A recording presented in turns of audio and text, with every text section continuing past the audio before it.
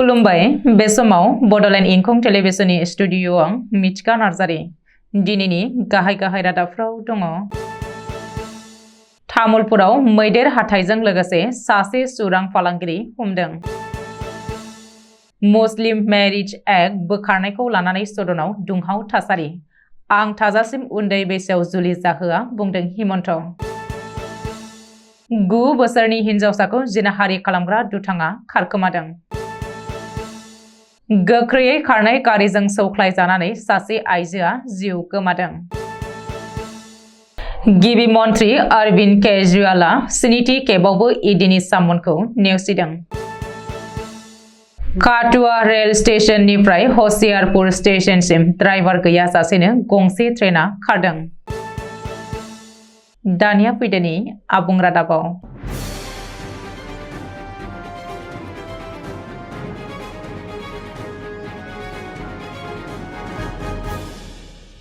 तामुलपुराव मैदेर हाथाइजों लोगोसे सासे सुरां फालांगिरि हमनो हादों। तामुलपुर जिल्लानि बेन्दोंआव थानाय कुमारिकाटा रेन्जनि हाग्रा बिफाननि अपारेशन खालामनायाव मैदेर हाथाइजों लोगोसे सासे सुरां फालांगिरिखौ हमदों। हमजानाय सुरां फालांगिरिखौ सनेश्वर सूत्रधर होनानै सिनायथिनो हादों। रिपर्ट बायदिब्ला स्रोद सुलुङाव खौरां मोननायनि उनावनो कुमारिकाटा रेन्जनि अफिसार बीरेन चन्द्र बर'नि दैदेननायाव 24 नं एसएसबीनि जवानफोरजों लोगोसे जथायै अपारेशन खालामनानै कुमारिकाटानि काला दैमानि रुगुंनिफ्राय सनेश्वर सूत्रधरखौ हमनो हादों। बेजों लोगोसे 2 केजि लिरथायनि थाइनै मैदेर हाथाइखौबो जब्द खालामनो हादों। बबेखानि बोखांनो हानाय थाइनै मैदेर हाथाइखौ फाननो थाखाय सनेश्वर सूत्रधरा लाबोदोंमोन होननानैबो सन्देह खालामनाय जादों। रिपर्ट बायदिब्ला आयेननि राहा बायदियै सनेश्वर सूत्रधरखौ दिनै बिजिरसालियाव हाजिर खालामनाय जायो।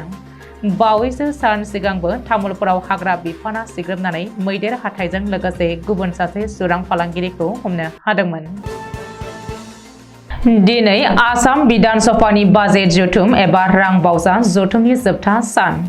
गोब्राब दान्थे बिदान्थे आरो दुंहाव थासारिनि गेजेरजों 2024नि बाजेट जथुमा जोबलांबाय। जोबथा साननि बाजेट जथुमाव हेंथा दोलोनि सोद्रोमाफोरा सदन नागारनानै धरना हाबाफारि बानजायनायबो नुनो मोननाय जादों। सुलुङाव फोरमायथिनाय बायदिब्ला दिनै जोबथा साननि बाजेट जथुमाव मुस्लिम मैरिज एन्ड डाइभर्सेसनि रेजिस्ट्रेशन एक्ट 1935 बोखारनायखौ लानानै सदनाव दुंहाव थासारि सोमजिदों। बबेखानि आं थाजासिम उन्दै बैसोआव जुलि जाहोआ, आं 5-6 बोसोरनि उन्दै हिनजावसाफोरखौ जुलि जाहोनो हाया होननानै गिबि मन्थ्रि डक्टर हिमन्त बिश्व शर्माया दिनै बुंदों आरो सदनाव आयेनखौ हेंथा होनाय एआईइउडिएफनि एमएलएखौ गोख्रों रावजों सावरायदों। गुबुन फारसे एनपिएस आरो अपिएसखौ लानानैबो गिबि मन्थ्रिया एरै बुंदों दि रायजोआव 4 लाखसो सोरखारि मावफारियाफोर दङ। बेनिनो 1,75,996 साया अपिएस आरो 2,85,000सोआ एनपिएसनि आवथायाव। एनपिएस आवथाय सिङाव थानाय मावफारियाफोरनि गेजेराव 1,50,000सो मावफारियाफोरानो बिजेपि खुंथायनि समाव साख्रियाव थिसनथाइ मोननाय। जायफोर सोरखारि मावफारियानि बैसोआ खम बिसोर माब्लाबाबो एनपिएसखौ लानानै आन्दोलन खालामाखै। बेनि अनगायैबो मिरु सोरखारि मावफारियाफोराबो माब्लाबाबो एनपिएस अपिएसखौ लानानै सोमावसाराखै। ओरैहाय गिबि मन्थ्रिनि बेबायदि फिननाय होनायाव हेंथा दोलोनि सोद्रोमाफ्रा सदन नागारदों आरो सदननि बाहेरायाव आखाइ प्लेकार्ड लानानै धरनायाव जिरायदों। सासे दुथाङा 9 बोसोरनि उन्दै हिनजावसाखौ जुखामनि आबाद बारियाव लाना थांनानै जिनाहारि खालामदों। सुलुङाव फोरमायथिनाय बायदिब्ला हिनजावसानि फंबायफ्रा बिब'खौ नागिरनानै जुखाम बारियाव मोनहैनायनि उनावसो जाथायनि नंगुबै जाहोना सोराङाव फैदों होननानै मिथिनो मोननाय जादों। दायनिगिरिया हिनजावसाखौ जुखाम बारियाव जबरदस्ती लाना थांनानै बिनि खुगाखौ गाबख्रावनो हायै बायदि मुथेनानै जिनाहारि खालामदों। हिनजावसानि 2 उन्दै फंबायफ्रा नागिरनायाव बिसोर सानैखौबो नुहैदोंमोन आरो दायनिगिरिया सासे फंबायखौ नारखानानै खारदोंमन। बेनि उनाव फंबायफोरा बिब'खौ लानानै न'फारसे फैदोंमोन होननानै न'खरनि सुबुंफ्रा बिजोंनि गेजेरजों फोरमायथिनाय जादों। दासान्दि हिनजावसाखौ बरपेटायाव फाहामथाय होगासिनो होननानैबो बुंबावनाय जादों। बेराफारसेथिं जाथाय जानाय साननिफ्रायनो खारखोमानाय दायनिगिरिखौ पुलिसआ नागिरगासिनो दं होननानै मिथिनो मोनदों। गुवाहाटीनि जालुकबारी लख्रा रोड NH37 नि साखाथियाव थानाय लालुंगाव ओनसोलाव रबिबार मोनानि समाव गंसे गोख्रै खारनाय गारिजों सौख्लायजानानै सासे आइजोआ जिउ गोमादों। सुलुङाव फोरमायथिनाय बायदिब्ला आइजोआ लामा बारस'नो नागिरनायावनो गारिजों सौजादों आरो जायगायावनो जिउ गोमादों। थैनाय आइजोनि सिनायथिखौ दासिमबो रोखायै मिथिनो मोननाय जायाखै आरो सौग्रा गारिनि ड्राइभारा सौख्लायनाय लोगो लोगो खारदोंमोन होननानै मिथिनो हादों। बे समाव जाथायसालियाव गरजुग पुलिसा फैनानै सहखौ पस्टमर्टेम खालामनो लानानै थाङो।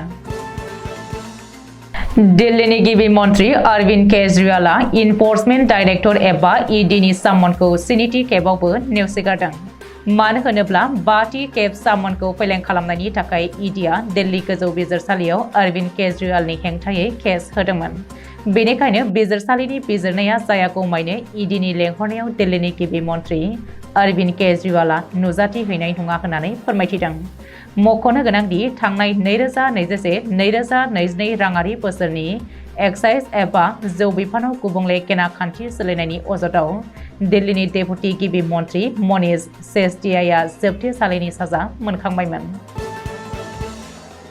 जम्मु काश्मीरनि काठुआ रेल स्टेशननिफ्राय पान्जाबनि होशियारपुर रेल स्टेशनसिम गासै 70 किल'मिटार गोलाव लामायाव इन्डियान रेलवेनि मोन 53 वागन गोनां गंसे अइल टेंकार ट्रेनआ सासेबो ड्राइभार गैयाजासे खारदों।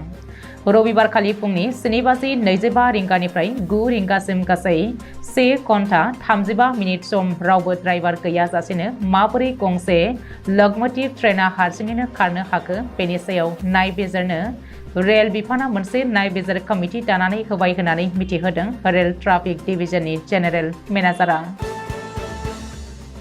दिनैनि रादाबा एसेनोसै। गोजोन्थों।